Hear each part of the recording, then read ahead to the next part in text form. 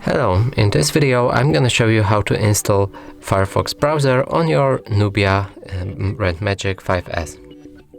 So in order to do that, let's open our Google Play Store and we'll need to search for an app.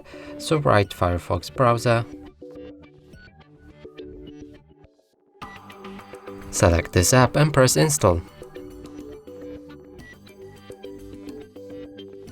After installation process will be completed, we'll be able to open the app.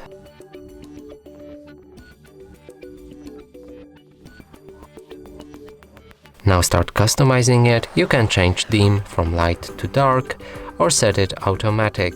You can change placement of your toolbar from bottom or top. Also there's always on privacy settings, standard or strict. And the last thing is sync Firefox between devices, and you can sign up and just do that.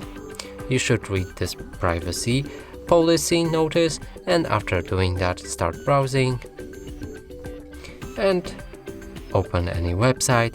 As you can see, browser works perfectly. And that's it for this video. Hope you like it. Please consider subscribing to our channel, leave a like and a comment below.